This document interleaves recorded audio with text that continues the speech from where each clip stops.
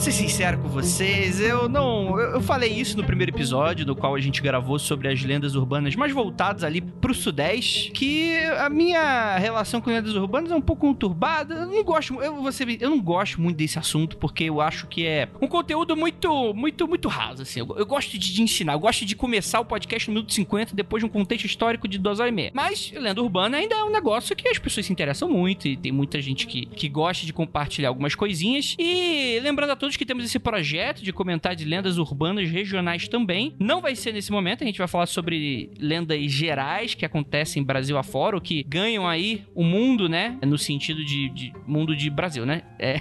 As famosas, né? As que todo mundo acaba compartilhando. Às vezes na região até, o nome é um pouquinho diferente, mas a lenda é basicamente a mesma, ou com alguma variação regional, mas que não tem muita diferença entre si. Rafael Jacaúna, você gosta de lendas urbanas? Eu gosto de lenda urbana, mas eu gosto daquela lenda urbana de raiz. O que é lenda urbana de raiz? É aquela que só aquela galera daquele bairro ali tá ligada mais, é aquela galera que mora muito tempo naquela mesma cidade, sabe? Porque essa aí é aquela que vai dar mais medo nas pessoas que moram ali. Porque o negócio de lenda urbana que a gente vê em filme, essas coisas, como é lenda urbana, eu entendo sempre entendi assim, que é muito bairrista, é muito regionalista. Então, quando eu tô numa cidade, a pessoa fala assim, pô, essa rua aqui tem assim, uma história assim. Ou então, né, é por isso que, por exemplo, historinha de terror em fogueira, sempre fala, nessa floresta aqui, morreu assim, e o fantasma andando aqui. Porra, o fantasma morreu aí? Caralho, é louco mesmo essa floresta aí. Isso, o fantasma morreu aí. É isso aí, André, tu entendeu tudo. Bebeu água do Rio de Janeiro e o fantasma morreu. Aí, ó. Fica aí a denúncia. Que horror. Tá morrendo até quem já morreu, né? É diferente aí. Se regar o cemitério, a galera volta pra reclamar. É isso aí, né? Ira, você corrobora com a opinião do Rafael? Nossa, é meio complicado, né? Corroborar 100% assim com a opinião do Rafael, né? Pra tudo, né? Pra qualquer coisa que ele fala. Até tu, Ira, caramba.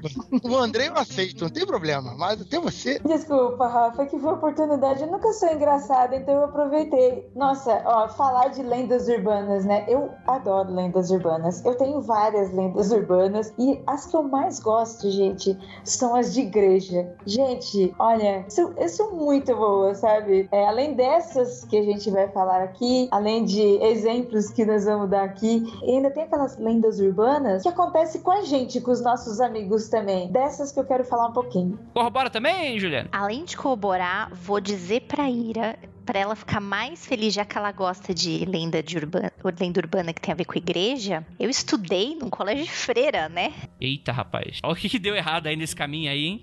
Nossa, deu tudo errado. Aí... Isso que é um chefe de egrégora na vida. Não é? Mas total. E tinha a lenda daquele colégio onde a gente estudava, da freira morta que andava nos corredores lá. Depois, se vocês quiserem, eu conto pra vocês. Essa que é a lenda boa que eu acabei de levantar, porque não é do colégio do vizinho que a Ju vai falar da lenda. É do colégio que ela estava lá e ela tinha noção exata que em qualquer momento a freira podia aparecer pra ferrar com a vida dela. Ou não, né? É isso aí. Porque hoje a gente vai falar bastante e mais sobre a segunda parte das lendas urbanas, e a gente continua esse papo logo depois dos recadinhos. A gente já volta.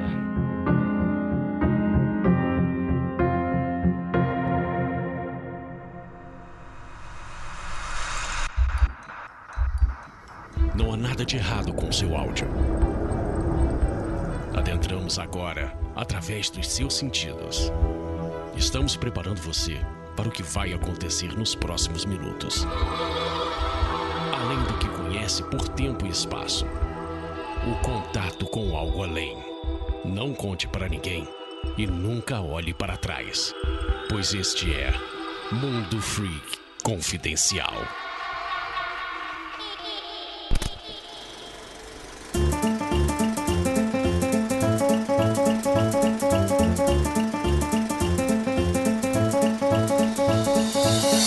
Agora na área de recadinhos do Mundo Freak Confidencial para você, nosso queridíssimo ouvinte que está sempre aqui com a gente. Para você que gosta do nosso conteúdo, você pode ir lá no apoia.se/confidencial e apoiar o nosso trabalho. Estamos de vento em popa, trabalhando em diversos projetos super magníficos e, cara, sério, sem modéstia à parte, mano, 2020 vai ser um ano muito bacana E pra gente e pra vocês também, né? Bem, vamos lá. Pra você que não sabe, tá dando mole, há 2 semanas atrás eu comecei a fazer alguns anúncios aqui da nossa queridíssima parceira, A Grande Rota, especializada em montar roteiros para a sua viagem. Isso mesmo. E tudo isso com preços super acessíveis. E é o seguinte, ela convidou a gente, na verdade ela desafiou a gente a falar, galera do Mundo Freak, eu duvido que os seus ouvintes queiram viajar com vocês. Eu falei, não, gente? Claro que... Poxa, eu acho que sim. Aí eu falei, se a gente envolver Marcos Keller, eles vão querer. Brincadeiras à parte, mano. Cara, se você curte investigação paranormal, mas você tá aí em casa e quer ter esse momento, essa coisa da gente sair de casa e efetivamente fazer esse trabalho investigativo, vamos colocar assim, né? Tudo num grande roteirão de viagem que nós vamos visitar locais super misteriosos e que ainda tem muita coisa para ser investigada. A hora é agora. Mundo Freak 2020 leva você à Rota de Mistérios São Paulo, Belo Horizonte. Isso mesmo, de 24 a 31 de maio, com a saída da cidade de São Paulo, vocês vão ter essa experiência, esse gostinho. Não apenas da investigação, mas de estar com a gente.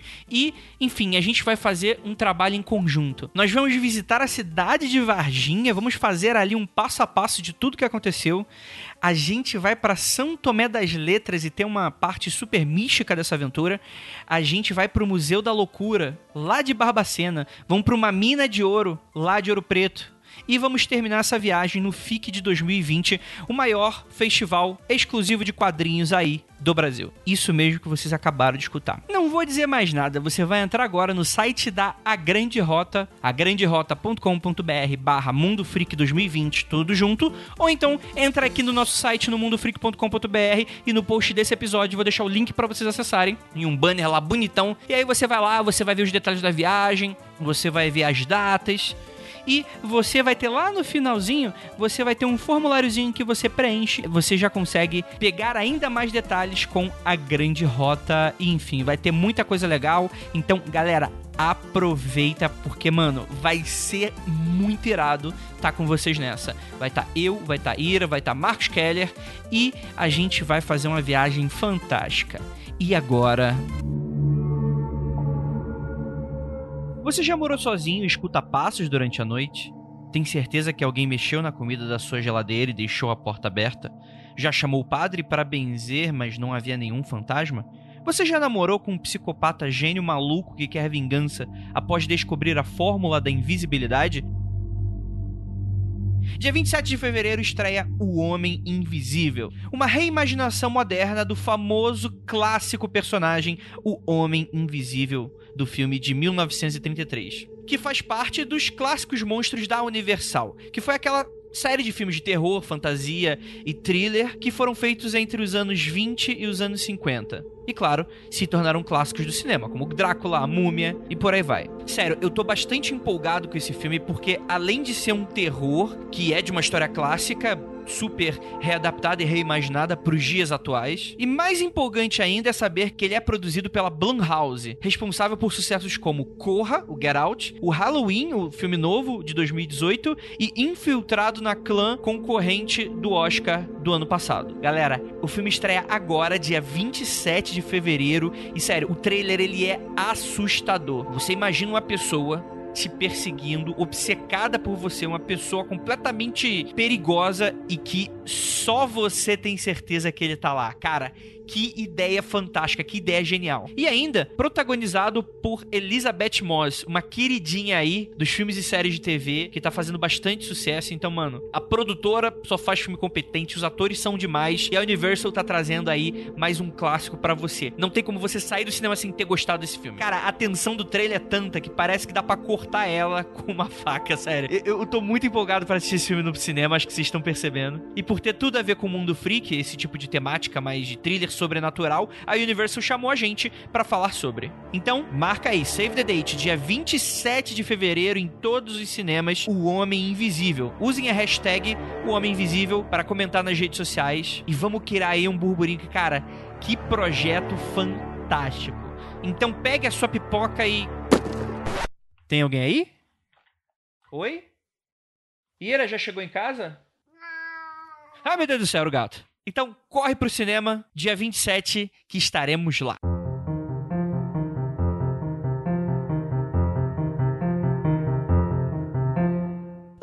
e belas noites, queridos ouvintes. Está começando mais um Mundo Free Confidencial. Eu sou Andrei Fernandes e hoje nós vamos debulhar mais lendas urbanas maravilhindas aqui para vocês, e dessa vez com a equipe que não participou do último episódio, que participou o Kelly, participou o Tupá, participou um monte de gente. Então eu trouxe aqui só a galera que não participou antes para participar e contar um pouquinho e a gente debater sobre essas misteriosas lendas urbanas. E para me ajudar temos aqui ela, nossa queridíssima católica Juliana Pozilaco. Amém. A paz de Cristo. Mas você mandou a carta de apostatia ou não? Eu não. Então, sinto lhe dizer que você ainda é católica. Ih, rapaz, então minha vida é um choque de egrégora. Olha, isso explica muita coisa, né? Temos aqui também ele, nosso queridíssimo professor de história, Rafael Jacaúna. Isso aí, galera, e tem uma lenda urbana que diz que eu tô fazendo live na Twitch. Ah, não, Jaca não, Free, não, não, segue lá. para. Não, eu não vou mais deixar, não. Vai se fuder. Ah, ataque de oportunidade, pode sim. Eu tô com muito orgulho de você, hein, Rafa? Nossa, meu coração tá aqui quente, palpitando, hein, Rafa? Muito obrigada por isso, hein? Parabéns. Ah, meu Deus do céu. Dizem que se você entrar meia-noite na live do Rafael, você vai ver um vulto. Ele vai estar dormindo. Entre na live do Rafael à meia-noite e grite 3 vezes é o demônio. Meu Deus, isso depois que começar a seguir e se inscrever, aí fudeu, aí você vai ver, vai sonhar comigo e vou te garantir, não é bom. Eu garanto que também não é. É lenda urbana, o Andrei já sonhou comigo, ele sabe disso. Exatamente. E o pior ainda, né? Já te encontrei acordado, que é o pior dos cenários possíveis, né? Fica aí a dica pro ouvinte não seguir. E temos aqui ela também, nossa queridíssima Ira Croft. Oi, gente, tudo bem? Bem, não estivemos no primeiro programa, mas estamos aqui pra contar mais histórias e qualquer coisa tem o Rafa. Rafa, faz um tipo de programa tiver, faz um stand-up aí, né? Se é O que pior. quer dizer? Qualquer coisa tem o Rafa. É, eu também não entendi. Eu tô tentando salvar aqui essa piada aqui da Ira que eu também não entendi. Vamos lá então, gente. Lendas urbanas são muito legais e a gente vai começar por uma classicaça que provavelmente a gente já comentou em outros contextos aqui no Mundo Free Confidencial, que é o da loura do banheiro, né? Que é algo que participou aí da infância de muitas dessas pessoas. Eu vou dizer que não teve na minha escola, mas é algo que, enfim, né? Não tem como, né? Você sempre acaba escutando e cada uma com uma variação diferente, né? Você entrava dentro do banheiro à meia-noite, dava descarga 3 vezes. E, cara, e tem muitos, né? Tipo, você pode também xingar no banheiro, né? Falar palavrão. Aquela coisa bem infantil, né? Tipo, da punição do menino que tá aprontando, né? Aprontando altas confusões e tal. Pra vocês foi a mesma coisa? Como é que vocês entraram em contato com a lenda da loura do banheiro? Eu não sei se aqui a gente tinha um problema muito factível com violência urbana, mas assim, as lendas urbanas que eu convivi quando era jovem eram lendas da própria região que eu moro aqui, do próprio bairro, o tio de um amigo, uns lances desse. Loura do banheiro, provavelmente eu fiquei sabendo através de algum filme desse, trash, de terror dos anos 90, que tinha muito Hora Final, coisa que tinha muito americano fazendo nos anos 90, porque na minha escola nunca teve isso. Nunca teve esse negócio de loura do banheiro, nunca teve isso. A gente tinha outras lendas. Essas públicas assim a gente não sabia. Provavelmente foi um filme que eu fiquei sabendo. Caraca, Rio de Janeiro, que triste, né? Você e o Andrei não tiveram na escola de vocês. É a primeira vez que eu escuto pessoas dizendo que nunca tiveram esse contato com a história da loira do banheiro. Nunca. Até hoje, nas escolas que eu trabalho, tudo bem que hoje é diferente dos anos 90, quando eu estudava na escola, mas não tem não. A galera tá muito mais atualmente ligada nessas lendas de internet, como aconteceu há uns 2 anos atrás. Mas loura do banheiro, não. A gente tinha aqui a lenda do lobisomem, que era o tio de um amigo meu. Eu juro pra você que eu pensei que você fosse falar do louro do banheiro. Aí eu ia ficar muito assustado. Não. Mas a loura do banheiro especificamente, eu fiquei sabendo provavelmente por um filme, cara. E a mulher de algodão eu fiquei sabendo por um desenho bem recente. Mas existe também. A mulher de algodão? É a mulher de algodão. Mulher de algodão é a versão loura do banheiro, só que no Brasil. Sim, é uma das variações. Aí aquele desenho Irmão do Jorel, tem um episódio da mulher de algodão. Só que é uma lenda urbana de verdade. É uma lenda urbana de verdade. A loira do banheiro é uma lenda urbana de verdade. É que você não teve contato com isso, mas ela é uma lenda urbana de verdade. Não, isso. Quando eu falei mulher de algodão, só tava fazendo ligação que também não é só uma coisa do desenho animado Irmão do Jorel que eu vi. É uma lenda que se tu procurar na internet e tal, também existe, entendeu? eu não sei se a Ju cresceu no interior, porque a Ju tem família também no interior, mas eu não sei como é que foi.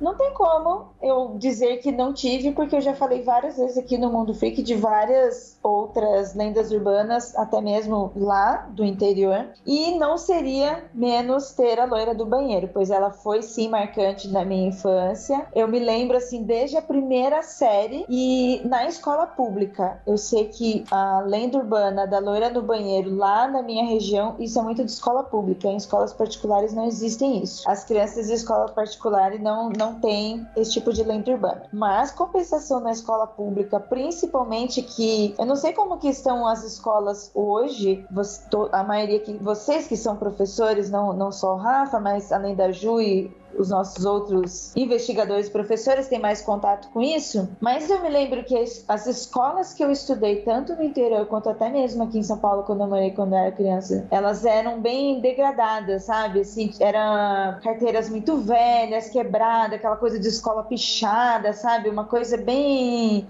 decadente, assim, sabe? Sem apoio algum de governo, e hoje deve também ter muitas escolas assim, mas como eu não conheço. E eu me lembro que isso era um fator que potencializava essas histórias. Quanto mais a escola era mais pichada, mais suja, mais ermo, mais escuro, mais as histórias se tornavam mais sombrias. Então eu já estudei em escola em que a história da loira do banheiro, ela era uma história bem sombria, de terror, assim, sabe? A ponto das crianças terem medo de entrarem sozinhas, assim, no banheiro em horário de aula, quando você sai sozinho, porque eram bem pesadas. Já em outras escolas que, mesmo sendo públicas, mesmo tendo todos esses problemas, mas não eram tão escuras, tão longe, tão sujas, as histórias eram mais leves. Isso variava. Ju, você conhecia a história da loira do banheiro? Super conhecia. Na escola onde eu estudava, banheiro, principalmente do pátio, que o pátio era muito grande, então o banheiro, sei lá, tinha umas 25 cabines, ele era muito comprido, tanto dos meninos quanto das meninas. Era o banheiro maior da escola, acho que pra aguentar a criançada toda na hora do intervalo, né? Os dos andares eram bem menores, mas esses do pátio, que eram bem grandes, o pessoal não ia lá pros banheirão do fundo, pras cabines do fundão, porque era lá que aparecia a loira do banheiro. Então, a gente olha aquele corredor, aquele monte de portinha, sabe? Sim.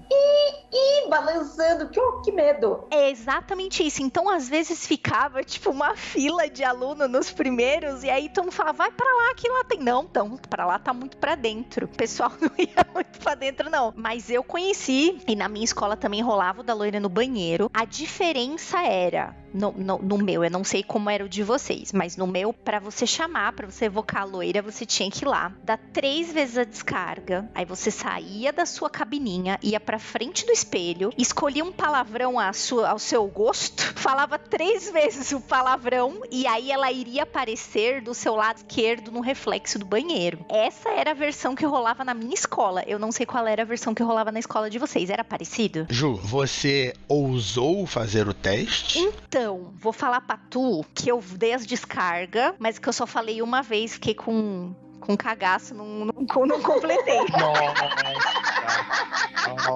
Tadinha, tô imaginando a Ju de franjinha.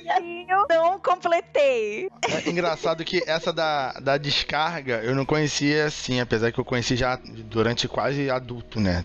Durante o final da adolescência. Você ficou dando descarga depois de adulto, Rafael? É isso? Não, esse que é o ponto. Porque se hoje em dia der 3 descargas, a loira do banheiro vem reclamar que tá destruindo o planeta, né? Meu irmão, tá gastando água à toa. Complicado.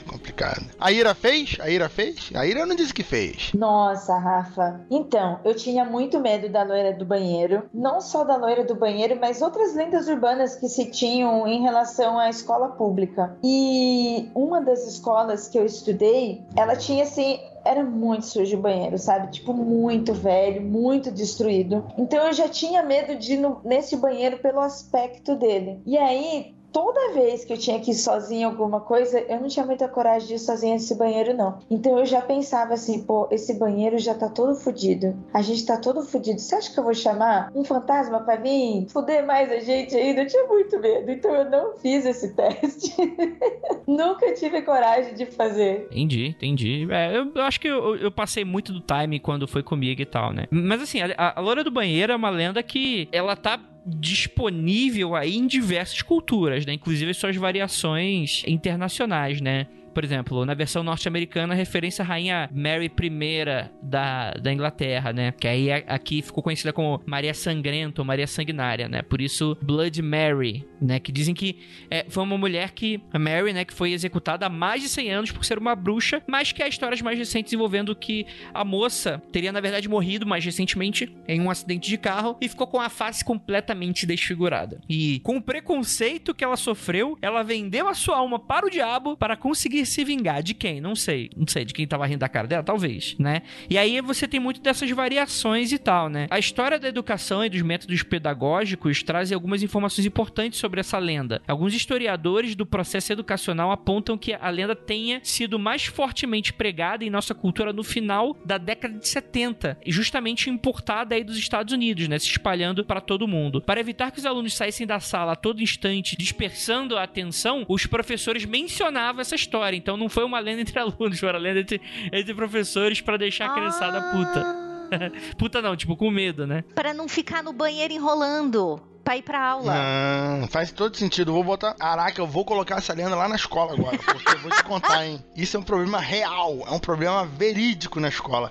É aluno, meu amigo. É aluno que quer o tempo inteiro sair. É aluno que fica... Ó, vai no banheiro. Porra, tem hora que eu tenho que ir lá embaixo buscar o aluno no banheiro. Porque o cara morreu. E, puxa vida, é complicado. Mas sabe o que eu também acho interessante? Os pauteiros fizeram essa pesquisa, trouxeram todas as informações pra gente. Mas quando a gente joga Google, mesmo, aquela coisa simples de origem da loira do banheiro, existem várias sugestões, várias suposições, e aí eu fiquei prestando atenção, falei, nossa, a própria origem da lenda da loira do banheiro tá virando outra lenda, porque cada um vai lá e conta uma história. Mas sempre foi assim, né? Essa acho que era a característica básica de uma lenda urbana, né? Que é justamente você ir acrescentando, né? Cada conta aumenta um ponto, né? Nesse quesito, e cada região vai ter a sua, né? Imagina, um local que não tem banheiro.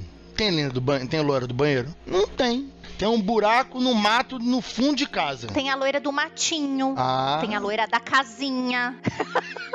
A loira de branco, que tem no meio do mato, tem esquinas. Porém, eu já vi a variação. Agora eu não sei se a variação disso a Ira falou a loura de branco. Eu já vi falar da mulher de branco, que fica nas estradas. Mas eu acho que a raiz dela que a conta fala da história que ela é uma mulher que foi abandonada pelo marido no altar e fica vestida de branco, às vezes com vestido de noiva. Então não tem nada a ver com a loura do banheiro. Mas essa variação talvez venha daí, né? Porque sempre a loura, não pode ser a morena? Não, e tem que estar sempre de branco, né? Poxa, será que não poderia ter uma variação também de roupas? Roupas de época, né? Roupas mais interessantes. Olha, agora tu falou um negócio interessante. Quando falam dessa mulher de branco nas estradas, que às vezes tá de vestido de noiva, talvez não seja um vestido de noiva. Talvez seja um vestido de época. E o pessoal hoje liga a um vestido de noiva. Olha só. Muito bem observado, Rafael Jacaúna. Aí que é um fantasma das antigas. Ele tá com um vestidão dos anos do século XIX, século XVIII. A gente acha que é um vestido de noiva. Justamente. Tem outras variações, né? Em alguns países, a loira do banheiro só apareceria quando a garotada tá jogando verdade ou consequência. Enfim, e vai trocando, né? Nos países latino-americanos tem a Verônica del Espejo. Aparece para os alunos que estão no banheiro dos colégios matando aula enquanto jogam, apostando ou usando droga, né? Ou seja, também essa loura do espelho aí, ela faz a mesma coisa do Leão da Proerd, né? Será que o Leão da Proerd é a loura do banheiro de certas escolas? A loira da Proerd. Mas viu a loura do banheiro depois de usar drogas, aí é normal, é o que a gente espera. Olha aí, ó. Fica aí a denúncia aí pra vocês aí. A Juba já tem, né? O Leão, né? Ele é sempre lourinho, né? Fica aí então a denúncia aí. Essa vida dupla aí de Batman e Bruce Wayne, de dia tá ensinando a garotada a não usar droga, de noite tá assustando a garotada e usando droga, né? Que fica aí então a denúncia aí pros nossos ouvintes. No Brasil, você tem também uma outra lenda, né? Que a versão mais comum que é espalhada é que a lenda seria da jovem Maria Augusta de Oliveira, nascida no final do século XIX em Guaratinguetá, em São Paulo. Nossa, que específico. Dizem que ela teria sido filha do Visconde de Guaratinguetá, que teria obrigado ela a casar-se com 14 anos com um homem influente da época. E nesse casório arranjado, ela teria vendido suas joias e fugiu para Paris aos 18 anos. E na cidade, ela viveu até 1891, quando teria falecido com apenas 26 anos, e o motivo ainda é um mistério, graças ao desaparecimento do atestado de óbito da garota. E com a notícia da morte, sua família pediu que o corpo retornasse ao Brasil e fosse colocado em uma urna de vidro na casa da família. Olha que família saudável. Até que o túmulo ficasse pronto. Mas mesmo após a sepultura estar pronta para receber o corpo, a mãe não quis enterrá-la, e foi só após ser acometida por diversos pesadelos enquanto o corpo estava na casa dela que eles consentiram em sepultar a jovem, né? Algum tempo depois, em 1902, o casarão deu lugar à Escola Estadual Conselheiro Rodrigo Alves, onde dizem que seu espírito vaga até hoje. Olha, tem uma escola específica, né? Aparecendo com frequência nos banheiros femininos. E a história ganhou força após um incêndio misterioso acontecer na escola em 1916, fazendo com que o prédio tivesse que ser reconstruído. Olha que interessante, hein? Isso aqui é só o Mundo Freak traz pra vocês, hein? Provavelmente todas elas, como essas histórias são, na minha opinião, sempre regionalizadas, provavelmente todas elas têm algum fundo de verdade, porque tem a loura do banheiro daqui, tem a loura de branco de lá, tem aquela tal, e cada uma desses locais, como eu acho, né, sobre isso, tem uma mulher que vai ter sofrido, vai ter uma história do tipo, e a galera vai fazer essa conexão. Então eu acho bem possível de todas elas serem histórias reais ou próximas da realidade. Eu também acredito. Eu não afirmaria ser de Guaratinguetá. Eu não sei como que tá isso hoje, mas durante muito tempo a cidade,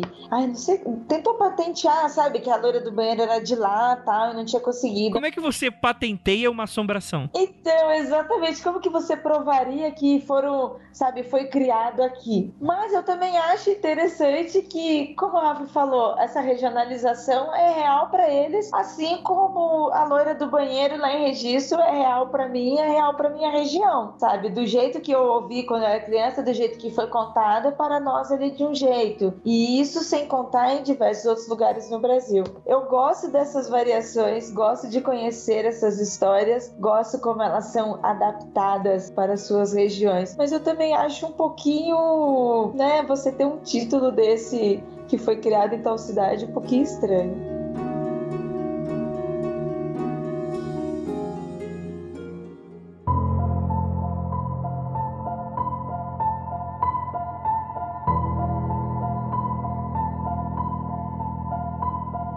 O Homem do Saco, cara, essa aqui é clássica também, mas isso aqui não precisa nem muito, né? A criançada não quer obedecer e a mãe e o pai vai lá e traumatiza a criança, né? E aí chegaram a ver alguma lenda dessa próxima de vocês e tal? Porque pra mim, eu sempre escutei falar mais como a critério de curiosidade. Nunca foi uma parada, tipo, de acreditar, nossa, tem realmente o Homem do Saco. Ficava mais a critério de ser essa coisa mais lúdica, né? Mais infantil, tipo, de um alerta meio bobo, assim, né? Meio de sacanagem que a pessoa faz pra tentar, sei lá, pra tentar nada, né? Só pra brincar e rir mesmo. Nada muito sério. Essa história, eu tenho experiência com essa história. Eita, rapaz.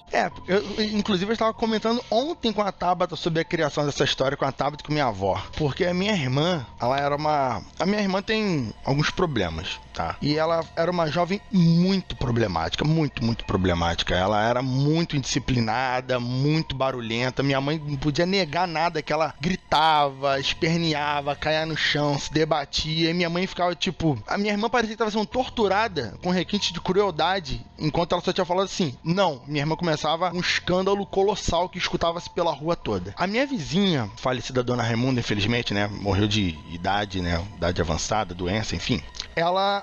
Um dia, já conhecia minha mãe desde criança, ela, né, vizinhos aqui há 50, 60 anos, ela entrou no nosso quintal sem consultar ninguém, sem ninguém saber, e começou a fazer barulho, tipo, o velho do saco veio aqui pegar a criança desrespeitosa. A minha irmã, a janela aqui do quarto, ela é daquele vidro ondulado que você vê alguma coisa passando, mas tu não identifica o que tá passando. Sim, fica meio turvo, né? Isso. Meus amigos, a minha irmã deveria ter uns 6, 7 anos de idade. A minha irmã, ela mudava, virava um ser humano comportado. Virava uma criança. Isso aconteceu com ela durante anos.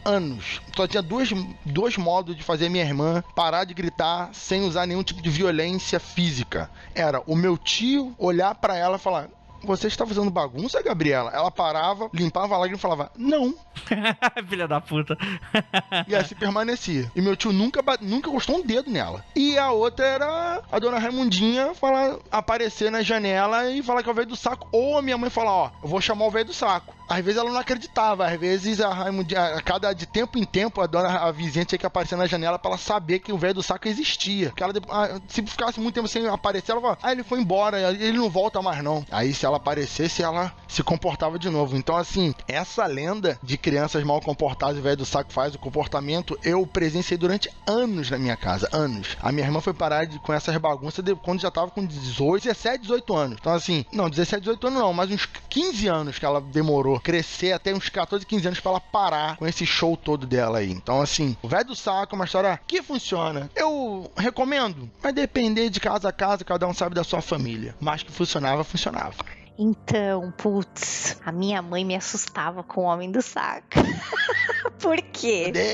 Pois é, na minha rua, e sei lá, eu era uma criança tão paspalha, assim, tipo, acho que não precisava, eu era muito tonta. Mas na minha rua passava um moço que recolhia latinha, né? E aí ele passava e ele tocava a campainha das pessoas, tal, e aí todo mundo separava as latinhas e entregava pra ele. E ele era mó simpático, ele ficava de papo com a minha avó na porta, mas a minha mãe um dia, não sei, eu devo ter feito alguma coisa muito horrível. Minha mãe falou: não, porque se você fizer malcriação, ele vai levar você embora, porque olha o tamanho da sacola que ele carrega. E aí, velho, eu fiquei com esse moço tocava campainha, eu saía correndo, porque minha avó morava com a gente. Minha avó chegou, eu me escondia, eu morria de medo. Enquanto minha avó não entrava, eu não ficava calma. Eu não sei por quê, não sei, eu não fui uma criança atentada, sei lá, ou talvez eu me esqueci, né, que eu fui atentado, mas enfim.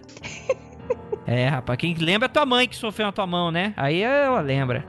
A minha família também utilizava, mas não como forma de criar esse medo, esse pânico. Eu acho que tinha muito mais a ver com segurança e cuidado, porque era muito mais pra gente não confiar em estranhos e principalmente não confiar em homens na rua. Eu me lembro muito, assim, principalmente das minhas tias, falando pra mim e pras minhas irmãs, até porque eu sou de uma família de maioria mulheres, tias, primas, eu e minhas irmãs, tem muita mulher na minha família. Então, a história do homem do saco, ela era muito usada pra gente como cuidado na rua. Pra gente não sair sozinhas, pra gente não ficar vacilando no portão, não falar com estranhos. Então, toda vez que a minha tia queria, entre aspas, ensinar a gente com cuidado de rua, ela utilizava o homem do saco. Então nunca teve uma personalidade pra gente, assim, eu nunca imaginei alguém, mas qualquer homem que tivesse na rua suspeito, sabe? E durante muito tempo eu acho que isso funcionou, e funcionou como um bom cuidado de proteção. Bem, de acordo com a antropologia, sempre tem um mito fundador pra essas histórias, né? Algo que é primeiro adaptado. O que é contado é que a lenda é de um velho, né, que carrega consigo um daqueles sacos, né, de venda, né, aquela coisa do sacão nas costas com vários objetos, esse tipo de coisa. Antigamente, né, isso era mais comum porque era o mascate, era o vendedor de porta em porta. Nas cidades do interior ainda tem esse tipo de vendedores. Aqui onde eu moro ainda tem esse tipo de vendedores. Galera que anda com bolsas mesmo, grandes mochilonas, aquelas tipo do pessoal indo pro Paraguai, essas coisas, e vendem panelas, vendem cadeiras, então eles andam com essas bolsas e muitas vezes você não vê o que tem ali dentro até tirar. Então as crianças imaginavam de tudo, né? Até sair a criança, né? Exatamente. Uma bolsa, imagina, uma bolsa que tem 1,50 m, o cara carregando nas costas o negócio ali e às vezes se movia. Pronto, tem uma criança ali dentro. E tinha mesmo, impressionante. Esse que é o problema, tinha mesmo. Não, brincadeiras à parte, tem muito dessa coisa, né? Na Europa, essa lenda teria um fim, né? As crianças carregadas pelo velho do saco eram transformadas em sabonete, suas peles viravam tamboretes e seus ossos eram transformados em botões. Tudo isso para manter vivo o pavor das crianças. Olha aí, ó. Sabonete! Clube da Luta mandou um beijo. Ué, do animal nada se desperdiça, entendeu? Usa até os ossos. Rapaz. Eu acho que o homem do saco que aparecia no Chaves também era pra fazer sabão. Pegar crianças pra fazer sabão. Eu acho que falava isso também, vai te transformar em sabão, alguma coisa assim, se eu não me engano. Essa também era a lenda, até aí eu não sei, provavelmente não é verdade, né? A lenda aí também, que quando o cachorro era levado pela carrocinha, era pra fazer sabão o cachorro. Isso eu aprendi com o desenho animado, então não sei se é verdade, provavelmente não. Alguns dizem que essa lenda teria surgido na Europa, né? Lá pra 1850, né? Que era comum que crianças fossem roubadas das ruas, principalmente em zonas rurais, para que fossem vendidas a orfanatos e grandes indústrias, como uma mão de obra barata. Nesse período, né, só pra lembrar, era comum que crianças trabalhassem até pelo menos 16 horas diariamente a um salário ínfimo, né? Os números de raptos eram maiores no leste europeu, Rússia, Ucrânia, Romênia, Grécia, Bulgária, e as crianças raptadas pelo Velho do Saco eram vendidas em cidades como Londres, Birmingham, Liverpool, Manchester, Lyon, Paris, Milão, Turim, Berlim e Viena, olha aí, ó. Havia o preconceito também na época de que ciganos e judeus não tinham nação ou pátria, e por isso vendiam crianças, porque para eles, família não importava. Olha que absurdo, pessoal. Nossa, que horror, velho. Tá muito errado. Olha aí, ó. No século XIX teve início a migração maciça, né, desses povos para as Américas, né, principalmente Brasil e Estados Unidos, né. Alguns fugindo do preconceito e das perseguições, né? E aí também você tem essa questão sectária explicando esse tipo de mito, né? Enfim, né? Aquela coisa de velha que a comunidade sempre teve, né? Pois é, mas realmente o preconceito das pessoas que criam esses medos imaginários e acabam criando várias dessas lendas aí como opressão e terror em cima das pessoas. O homem do saco, por mais que na minha vez, na minha ocasião, as minhas tias, mulheres da minha família nos ensinassem a não confiar em estranha, não confiar em homens na rua, ainda assim também era esse estereótipo de morador de rua, sabe? Ninguém quer estar perto dessas pessoas, sabe? Tem aquela coisa social, às vezes as pessoas até se preocupam com o problema social, mas eu não quero que esteja na minha rua, na minha frente. E esse tipo de coisa leva a lendas urbanas como essas, com esse tipo de fundo tão preconceituoso. Uhum, com toda certeza.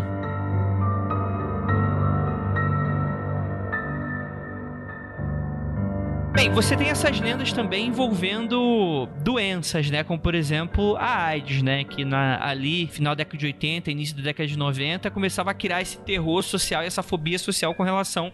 E você tinha também muito preconceito envolvido, né?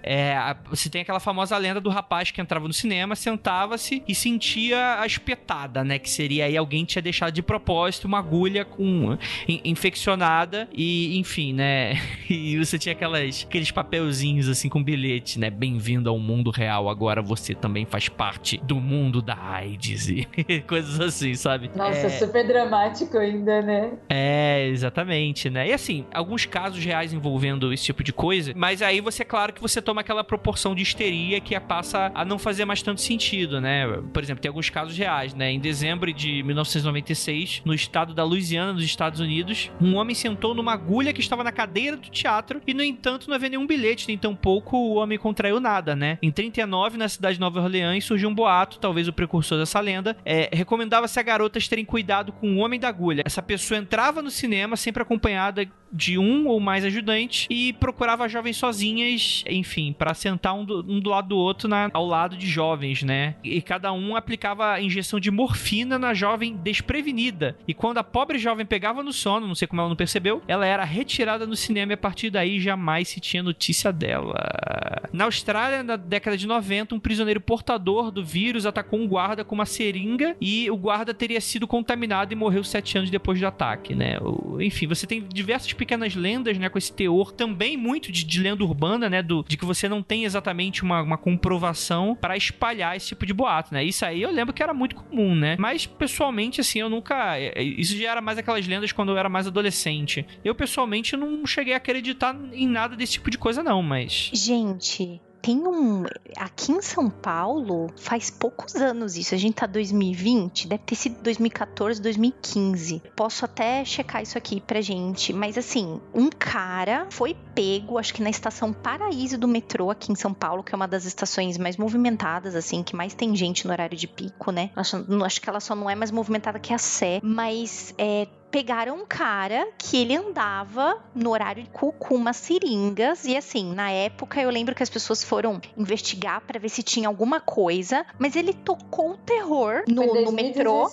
2016? Então, ó, não faz muito tempo. Ele tocou o terror porque a galera não sabia se aquilo tava infectado ou não. E aí rolou, eu me lembro da minha mãe já morava no interior, né? Porque eu cresci aqui em São Paulo, depois meus pais foram pro interior. A minha mãe falava, toma cuidado no metrô. Tipo, a minha mãe ficou em polvo rosa, como a gente brinca, assim. Ela falava assim, tem um cara doido com uma seringa, ninguém sabe se ele tá infectando as pessoas, o que é. E isso é mega recente, cara. Essa é uma lenda. E eu acho que essa é uma lenda, entre aspas, que revive de anos em anos. Quanto mais perto do presente fica, mais as pessoas fazem com requintes de crueldade. A galera recebia corrente no zap, sabe? Olha, toma cuidado, porque não sei quem foi furada. Aí a galera começa a aumentar, né? Foi um horror isso aqui em São Paulo, pouco tempo. Sim, eu lembro. Teve alguns casos da vida paulista, né? Também. Esse tipo de caso aí é um caso que eu realmente não acredito nem que seja lenda urbana mesmo. Ele pode ganhar os ares de lenda depois, mas é algo tão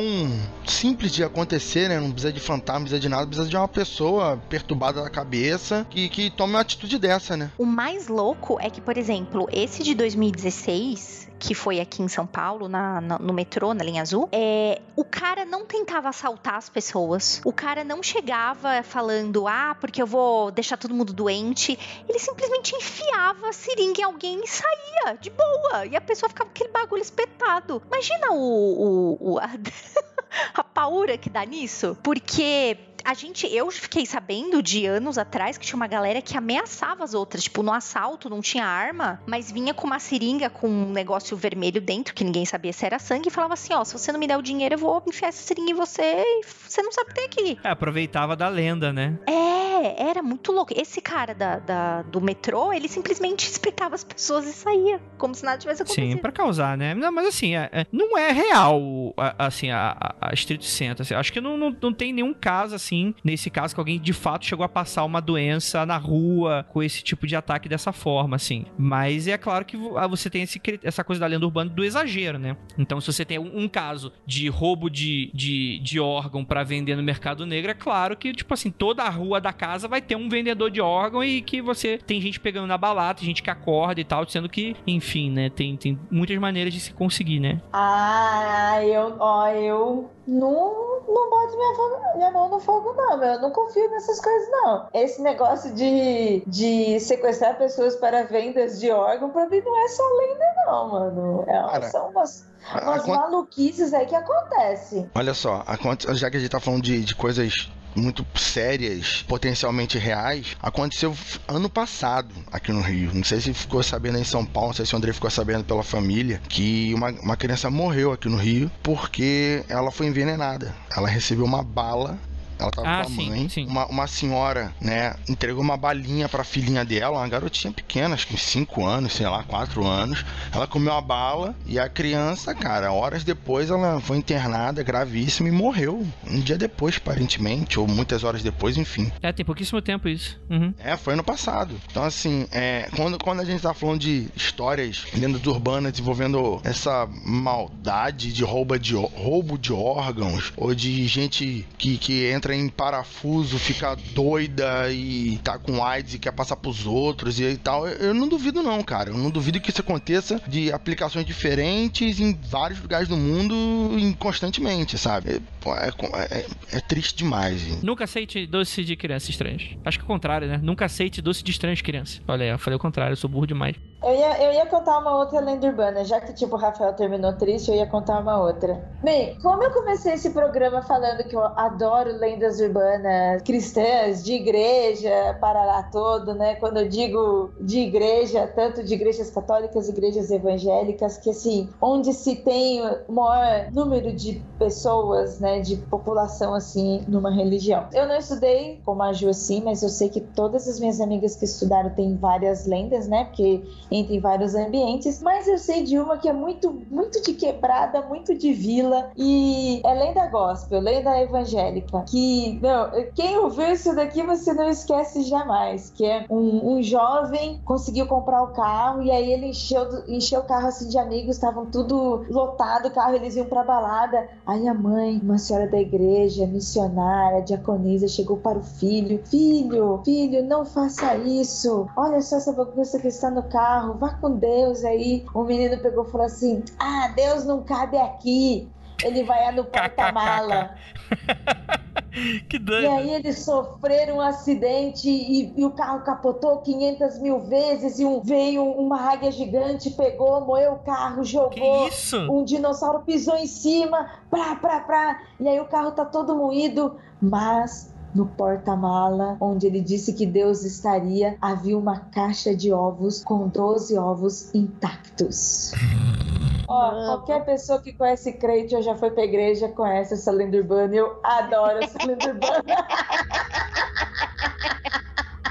Essa lenda urbana aí é igual aquela do motor, né? Também funciona. Sabe qual é a do motor? Também funciona pelo mesmo viés. Que tinha um pelotão de soldados, aí tinha um carro parado, aí um sargento começou a questionar um deles que era muito cristão, da igreja XXXX, e ele falou que se Deus existisse mesmo, era pra ele entrar naquele carro, virar a chave, o carro e sair andando com o carro, porque o carro tava quebrado, não ia funcionar, e o cara entrou no carro, orou no volante, ligou o carro e saiu andando normal, e todo mundo ficou boquiaberto, aquela coisa toda. E aí terminou igual a Ana Maria Braga com o carro andando sozinho e atropelando quem duvidou.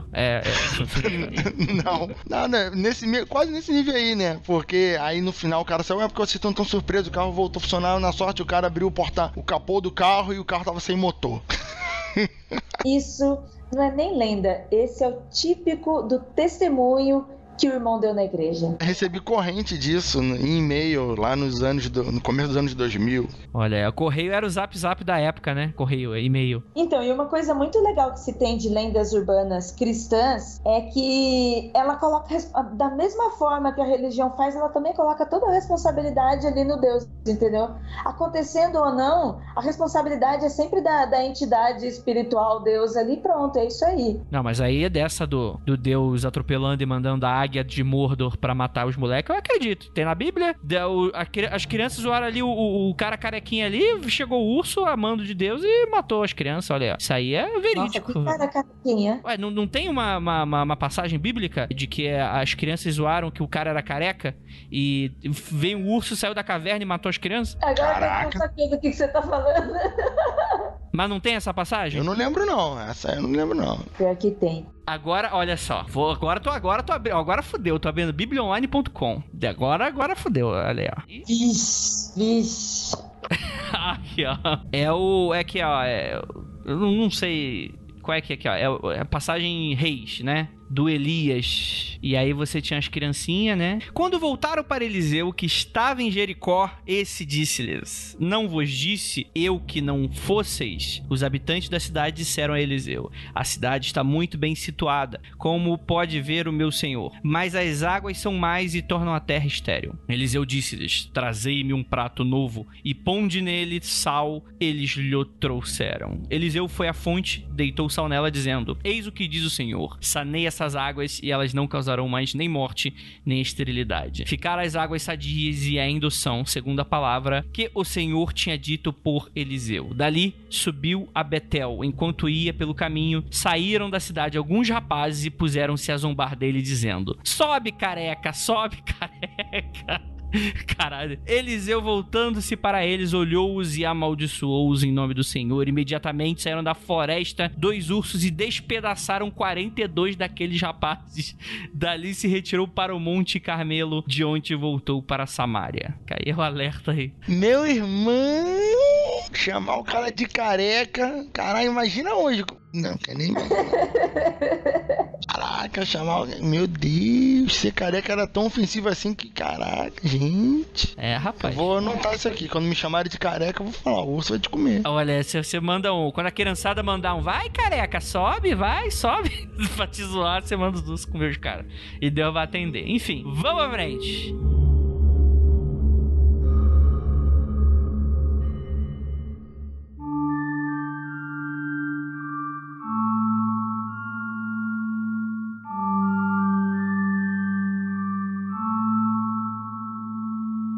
A lenda do boneco fofão. Esse é clássico. Ah, esse é um clássico. Ai, meu Deus do céu. Bem, o Fofão é esse personagem infantil brasileiro, né? Que teve venda de brinquedos e teve um show pra TV, né? Era aquele personagem meio sinistrão, né? Que eu, pessoalmente, eu achava bizarro, né? E a lenda conta que, assim, você tem as variações, né? Dizia que ele andava pela casa sozinho, que tinha uma faca dentro dele, que se você apertasse a barriga do Fofão com força, você conseguiria sentir a faca. E é basicamente essa lenda, é a mais simples de todas, né? Mas ela fez parte aí do Brasil inteiro. Vocês lembram dessa lenda? Lembro. Era do Fofão e da boneca loura daquela apresentadora famosa da Globo na época, né? Ah, a Xuxa, sim. É essa mesmo. Então a Xuxa matou a criança, parece, ou atacou uma menina no interior de São Paulo, um negócio desse. Segundo a lenda urbana, que não tem nada de verídico, só pra deixar bem claro. A Xuxa, a boneca da Xuxa ficou em pé, bateu na criança ou algo do tipo. E o Fofão contava com um punhal embaixo de sua cabeça. Era para as crianças se matarem ou, sei lá, fazer o ritual satânico. Não sei. Os detalhes mudam, mas é algo do tipo. Então, eu achava que essa história do Fofão era uma lenda urbana, mas a gente tem um amigo, o Daniel, lá do canal Lenda Urbana, ele tem o Fofão dessa primeira edição, o boneco do Fofão. E realmente, o problema é que é um brinquedo mal projetado, não era uma estaca, mas era um ferro que poderia machucar qualquer criança, era muito perigoso. Então, é uma lenda urbana não tão exagero assim, sabe? Eu não acho que era ferro, não, acho que era uma estacazinha de plástico, mas ainda assim pontudo, né? O que é bizarro. Não era pontudo a ponto de, tipo, furar uma pele, assim. É mais simples, mas seria perigoso para crianças. E depois foi retirado do mercado, e aí a segunda edição, não sei como é que fala de brinquedo, né? A segunda edição já saiu mais segura, não tinha todos esses problemas, era um boneco só de espuma. E eu achava que era uma lenda urbana, então ela não é totalmente uma lenda urbana, ela tem um fundo muito real de medo do porquê disso. Já a boneca da Xuxa, eu também conheço essa lenda urbana dela, mas eu não sei se é verdade ou não. Apesar de eu ter uma história, né, que não é uma lenda urbana, é uma história que aconteceu mesmo com boneca, mas não tem nada a ver com a Xuxa. Mas eu, quando eu era criança, eu acreditava. Eu nunca tive bonecas grandes, assim, eu acho que eu acharia esquisito ter uma boneca do meu tamanho, com unhas, assim, pintadas, eu achava aquela boneca muito estranha. Essa da boneca da Xuxa só se torna verídico se você ir pelo aquele viés que todo mundo sabe, né? Que é o demônio. Não tem como uma boneca sair andando aí. Ela não é o Chuck do filme novo que sai andando por aí eletronicamente, sabe? E esse negócio que tu falou, Ira, eu já tinha visto isso também. Que ele é mal projetado e parecia que tinha um punhal e podia até causar ferimentos e tal, mas enfim. Mas esse lance da boneca sair andando e batendo na criança, só o demônio explica. Ou não explica. Enfim, não tem como se não for isso. Porque é só uma boneca. Apesar que eu sempre também achei esquisitaço bonecas de 1,20m, 1,30m, gente. Cruz credo. Sim, então tá. E acabei de lembrar também da história da boneca dos pés gastos da Ira, que se você quiser ouvir de novo, você vai lá pro nosso episódio número 50, em que ela conta essa história na íntegra, que aí também fecha aí os relatos de bonecos amaldiçoados aí. Bem, você tem também essa lenda sobre roubo de órgãos que a gente acabou mencionando nesse mesmo episódio e tal, que, enfim, aterrorizou bastante aí o final da década de 90, meio final da década de 90, que, enfim, tinha um e-mail, né, que relatava, né? Você pode ler pra gente, Ju? Sim, vou ler pra vocês. E esse e-mail foi de um fato que aconteceu no Rio, tá? Um jovem decidiu ir a uma festa em uma discoteca chamada Slávia, na boate, né? Tipo, vocês chamam de discoteca hoje? Não sei. Tá. Ok, é uma dúvida. Eu não discoteca pra mim é muito dos anos 80, mas enfim. Isso aí revela muito sobre quem escreveu a carta. Quem escreveu o e-mail, pois é. Bom, mas o lugar, a casa noturna, a boate, chamava Slávia. E aí esse jovem tava lá se divertindo bastante, bebeu algumas cervejas, conheceu uma garota que pareceu gostar dele, da bola, enfim, e convidou ele pra ir pra outra festa. Aí ele aceitou, né, porque vocês já sabem, né, desgovernado. E aí decidiu ir com ela. Foram num apartamento onde continuaram tomando tomando cerveja, e aí aparentemente colocaram alguma coisa na bebida dele, drogaram ele. E depois disso, ele só se lembra de ter acordado totalmente nu, numa banheira, cheia de pedra de gelo. E aí, ainda sentindo meio os efeitos da droga, tal, olhou em volta, não tinha ninguém, não conseguiu ver ninguém, mas havia um bilhete colado na parede, e esse bilhete estava escrito: ligue para o pronto-socorro no seguinte número, ou você vai morrer. Aí tinha um telefone perto dele, ele ligou de imediato para o pronto-socorro, relatou o acontecido, falando que ele não sabia onde estava, que ele só lembrava que ele tinha bebido, contou por que ele estava ligando, onde ele tinha acordado e tal. E aí a atendente orientou ele a sair da banheira e se olhar no espelho, e aparentemente estava normal, mas aí a atendente falou: dá uma olhadinha nas suas costas pelo espelho se você conseguir. E aí ele percebeu que nas costas ele tinha 2 cortes, mais ou menos de uns 15 centímetros cada um. E aí a atendente falou assim: volta pra banheira, amigo. Aguarda que a gente já tá chegando. Aí ele foi levado pro hospital. Chegou lá, ele descobriu que tinham roubado os rins dele. Tipo, drogaram o garoto para roubar os rins. Por que exatamente os rins? Porque cada rim no mercado negro tem um valor de 15 a 20 mil dólares. Opa, quem precisa de 2, não é mesmo? Pois é, mas é complicado, né? E aí, né, tem algumas deduções que as pessoas fazem sobre esse caso, né? Por exemplo, da segunda festa ser uma farsa, ser tudo combinado, né? Pessoas que estavam envolvidas ali tinham conhecimentos médicos, as drogas, enfim. E aí dizem que esta pessoa estaria hoje no Hospital Getúlio Vargas, conectado a uma máquina que mantém vivo, porque não levaram um rim só, levaram os 2 rins dessa pessoa. Então, precisa lá, né? Então aí contam que está sendo realizado um estudo de compatibilidade para ver se encontra um doador para essa pessoa, mas essa pessoa está vivendo através de uma máquina, né? Ah, então essa história é recente, é atual. A pessoa tá lá hoje no Getúlio Vargas? Pois é, dizem que ela tá ainda lá no Getúlio Vargas, mas também temos outras fontes que dizem que existe uma máfia nova de crime organizado, que essas ficam de olho na galera que viaja muito a trabalho, ou tá viajando a estudo, né? Diz que é super bem organizado, financiado, conta com o pessoal que é super especializado, né? Tem conhecimento médico.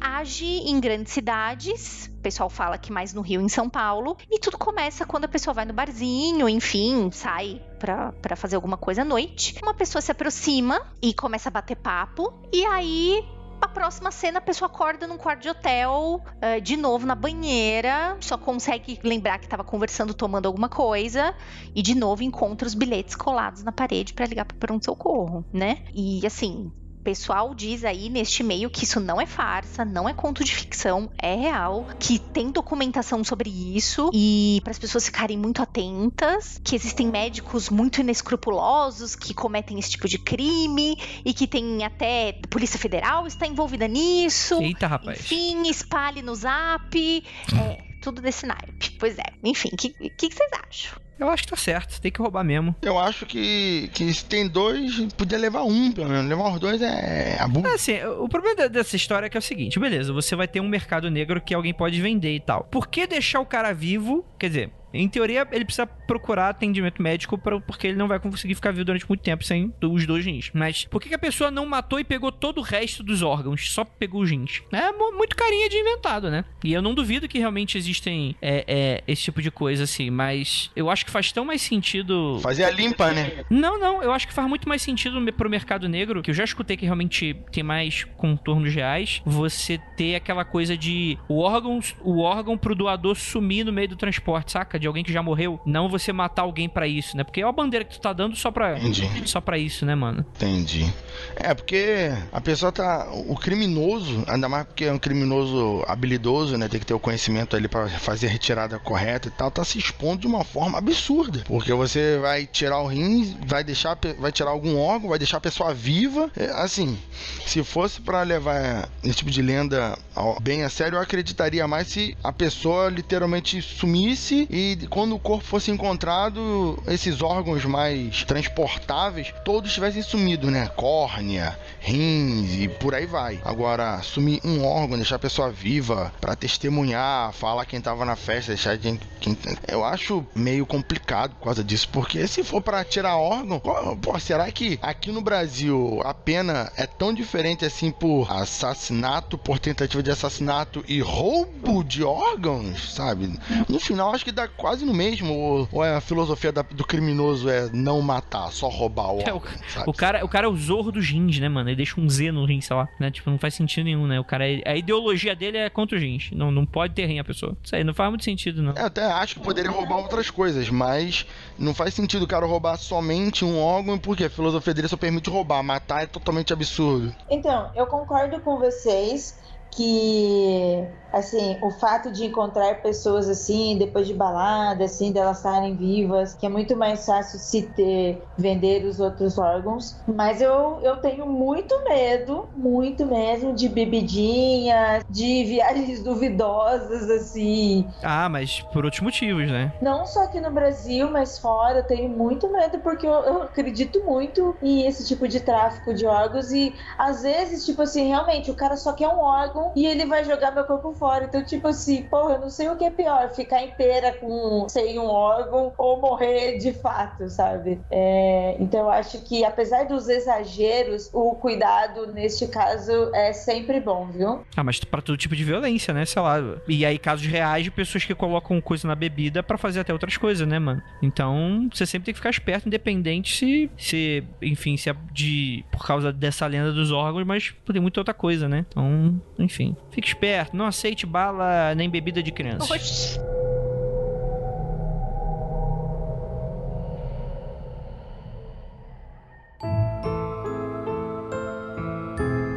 Próxima é a história do padre sem cabeça. Olha aí, alguém será que já escutou essa história? Vamos ver se a rinha de padre que tá acontecendo agora no Twitter vai gerar essa lenda aí.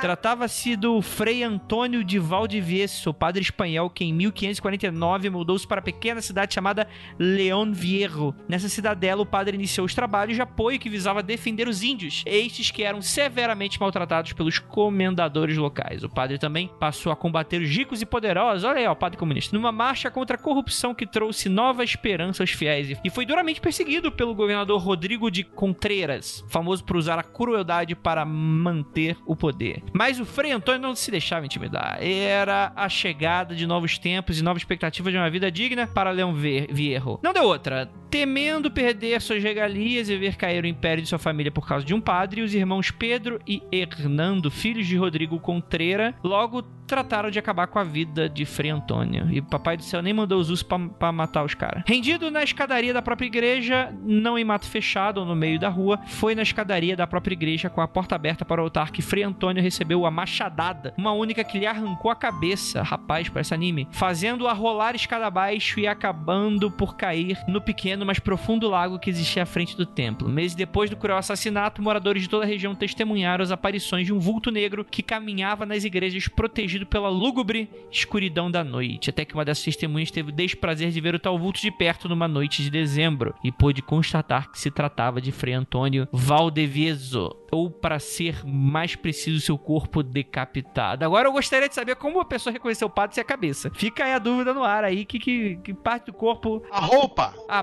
porque padre, né, Rafael? Pode ser um padre que morreu há 100 anos atrás, isso aí não explica nada. Ué, mas ele usa roupa de padre. Tudo bem, mas ele não é o único padre que usa roupa de padre, né, Rafael? Mas ele tava sem cabeça.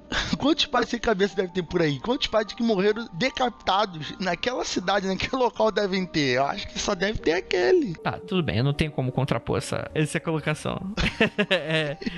Cara, matar padre, nem no filme do Alto da Compadecida lá, do Suassuna lá, o cara acha legal. Matar padre, criou a lenda urbana que matar padre é ruim. Como se matar padre fosse um pecado pior do que matar uma pessoa comum, como se assassinato escalonado existisse. Interessante isso aí, né? É a lenda criada pelos próprios padres para evitar que eles morram. Não, mas isso aí é real. Tem classes sociais que você não pode matar na mesma, não. Por exemplo, podcast você não pode matar que dá ruim. Ouvi falar. Não sei se é verdade. É verdade. Totalmente real. Não mate um podcaster. Olha aí, ó. Pode bater sem matar. Fica a dica aí pra vocês. A próxima lenda é a mulher do velório. Essa aí também é super conhecida aí, né? Reza a lenda que uma garota, estudante de psicologia, que específico, estava no seu curso e ficou responsável por pesquisar o comportamento de pessoas nos velórios e enterros. Olha, essa é elaborada, hein? Gostei já. Primeiro, ela estudou teorias sobre este comportamento, mas depois a estudante resolveu partir pra prática, visitando discretamente velórios e enterros de estranhas. O primeiro velório foi de um senhor de idade, que tinha sido professor famoso. Essa cerimônia foi cheia de pompas e discursos, porém, uma pessoa especial chamou a atenção da estudante. Era uma idosa de cabelos brancos, vestida de preto, com uma mantilha negra e antiga na cabeça. A primeira vez que a estudante olhou para a mulher, teve a impressão de que essa velhinha não tinha pernas e estava flutuando. Porém, a estudante olhou novamente para a esquisita figura e viu as pernas normais e concluiu que aquilo poderia ser apenas ilusão de ótica. Olha aí, ó. Eu gostei que essa aqui já fala mal dos céticos, ó. O cara fica... A menina fica cética e vai se fuder, provavelmente. Segundo velório, visitado pela moça, foi de uma criança de classe baixa num bairro muito popular. Esta estudante estava observando o comportamento das pessoas quando viu novamente a estranha mulher do velório da primeira vez. Então, a acadêmica resolveu olhar para a mulher com mais cuidado. Porém, a velhinha olhou em sua direção e a estudante teve a impressão de ter visto 2 estrelas no lugar de seus globos oculares. Então a moça pensou que isso poderia ser apenas bobagem da cabeça. Por conseguinte, o terceiro velório que a graduada visitou foi o velório de um empresário milionário amigo de sua família. Por ser um velório de gente importante, só entrava quem fosse conhecido. A estudante entrou, mas dentro do local ela teve uma surpresa. A idosa esquisita estava lá também. Assim, a estudante também resolveu ir ao enterro desse homem rico e aquela mulher do velório também foi. Após o enterro, a moça decidiu seguir aquela idosa esquisita que ficou algum tempo andando pelo cemitério até que parou no túmulo marrom. Então a estudante notou que a mulher da foto do túmulo era aquela mesma velhinha estranha e sem querer soltou uma exclamação: "Tô comendo o cu de quem tá ouvindo." Não, brincadeira, ela falou. Filha da puta. Isso! Meu Deus do céu, Andrei. Ô, Ira, Ira. Para de dar o que você tá alimentando o Andrei, que ele tá muito louco, cara. Isso nem eu seria capaz. Eu adoro essas histórias. Tem aquelas threads intermináveis de Twitter, super séria, a pessoa manda de comer cu de quem tá lendo. Depois o pessoal Eu fala já que... não leio mais essas threads por causa disso. Cada vez que alguém me manda, marca uma thread. Se eu tiver muita paciência de olhar, vou lá no final, meu, que é pra não perder meu tempo com isso. Hoje em dia, eu prefiro ler essas threads de comer o cu de quem tá lendo. Primeiro porque, enfim. Vamos lá. E aí a menina falou ave. Então a idosa olhou pra trás e disse: "Ave, minha filha." Desta maneira, a estudante falou: "Como é possível? A foto da mulher enterrada nesse túmulo é a cara da senhora." Desse jeito, a velha explicou: "Bem, isso faz sentido, porque esta mulher que estará enterrada nesse túmulo marrom sou eu." Nossa, mano, é sério que ela perguntou isso pro fantasma? É cético, Igor, tem que ter paciência com o cético. É sério que ela estava no cemitério, que ela já tinha visto que era um fantasma, que já tinha saído da porra do velório, pra de repente ela olhar e ainda perguntar: "Oi, é verdade, é você?" Mano. Olha aí, ó. Terminar a história comendo cu quem tá ouvindo é melhor que o final do que esse aqui. Aí continua, enfim, continuando. Então a estudante disse: "Isso não é possível, só pode ser brincadeira ou uma alucinação minha. E por que a senhora visita tantos velórios e enterros? Qual a explicação?" Quer dizer, a pessoa não saiu correndo gritando, né? Ela decidiu ficar ali questionando. Caralho, que textão. Ela mandou um textão. Caralho. É muito textão de comer o cu de quem tá lendo. Vamos lá. "Eu nasci algum tempo atrás e a minha vida foi indolente e sem graça. Fui filha única, não me casei, não tive filhos e não trabalhei. Eu apenas ficava vegetando em casa, sem fazer nada por preguiça. Quando meus pais morreram, eu vivi tranquilamente com a pensão que eles deixaram pra mim. Mas quando eu morri, a primeira coisa que vi foi o filme da minha vida inteira, ou seja, um tremendo vazio. Em primeiro lugar, um anjo tentou me levar para o céu, mas eles não me aceitaram porque lá eu não tinha feito nada de útil para a humanidade. Depois, o mesmo anjo tentou me levar para o inferno, mas o diabo não me aceitou porque eu não era mau o suficiente. Após isso, o anjo me levou para o purgatório, mas o guardião de lá não aceitou, alegando que eu não tinha feito nenhum pecado para purgar. Então, apareceu o chefe desse anjo, que falou que o melhor a fazer era dar uma missão útil para mim como colaboradora da morte. Então a estudante indagou: "E o que uma colaboradora da morte faz?" Come o cu de quem tá curioso, é isso? Cara, é agora. É comer o cu de quem tá ouvindo. A velha então respondeu: "Uma colaboradora da morte tem uma missão parecida com a deste anjo. Quando alguém morre, ela coloca o filme da vida dessa pessoa falecida para ela ver e guia sua alma até muitos lugares, tipo o céu, o purgatório ou o inferno." Após escutar tudo aquilo, a estudante desmaiou Meu Deus, que história horrorosa. No hospital, ela contou a história para o enfermeiro, disse que estava vendo o filme da sua vida diante de seus olhos e em seguida faleceu. Meu Deus do céu, que coisa brega. Cara. Nossa. Ai, não. Doeu aí na Ju. Nossa, mano, é muito brega. Nossa senhora. Cara, eu vou resolver essa história. Eu corto todo esse diálogo aí no final e coloco, né? Porque a véia tava no túmulo da criança pobre, do velhinho, sei lá, e do milionário. Aí no final ela podia ter falado assim: é porque não importa, sei lá, é porque eu sou a morte, não importa de onde você vem, a sua classe social, nem nada disso, eu ainda estou lá, e aí você tem a lição de moral. Isso seria muito melhor, ainda que brega, do que todo esse rolê todo que a pessoa deu. E ainda morre no final. Meu Deus do céu. Parece aquela coisa meio tipo plot twist dentro de plot twist, né, cara? Aquela a bonequinha russa de plot twist isso aqui. Enfim, é isso aí.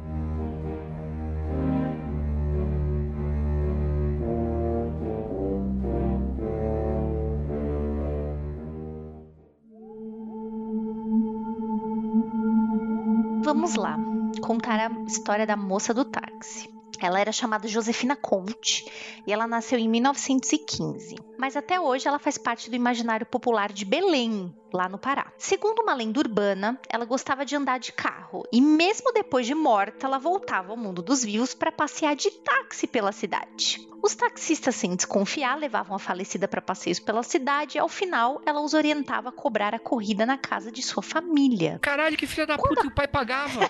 Que arrombado, caralho. Fica dando rolê aleatório, nem precisa que essa caralho ainda faz os outros pagar. Que escrota. Bom, menos mal, porque eu fiquei pensando assim, nossa, ela fica pegando o táxi lá morta, aí o moço faz mó rolê, aí quando o moço chega no destino não tem ninguém, gastou gasolina e ninguém paga, pelo menos a família tava pagando. Porque ela pode não estar ali viva, mas o taxista tá trabalhando, cara. E depois vai lá e toma um calote do fantasma. Porra, olha o B.O. que dá. Já toma um calote, já temos história de calote de taxista, de Uber, de qualquer motorista de aplicativo, ainda toma calote de morto? Que sacanagem. Mas enfim, né? Quando essa cobrança era feita, o motorista descobria que a passageira já havia morrido em 1931, né? Enfim. Imagine o susto do coitado. Mas a Josefina alçou um status lá em Belém de santa popular, porque um monte de gente homenageia, vai ao túmulo dela, leva vela, leva flor, tem algumas placas que fazem referência às bênçãos que as pessoas têm por causa dela. Então, de uma lenda urbana, ela foi alçada a uma santa, né? E segundo a necrópole lá de Belém, as visitas do túmulo começaram na década de 40 e continuam até hoje, e é um dos lugares mais procurados lá dentro da necrópole. Tem um escritor, ele se chama Valcir Monteiro, e ele é um estudante de folclore, especificamente de Belém, e mais de 40 anos ele faz isso, né? E ele publicou e escreveu um livro chamado Visagens e Assombrações de Belém. Esse livro é de 72, e esse livro contém o primeiro registro escrito da história da moça do táxi. Desde criança eu ouço falar da moça do carro na praça, pois em Belém não se usava a palavra táxi antes de 60, né? O Valcir fala.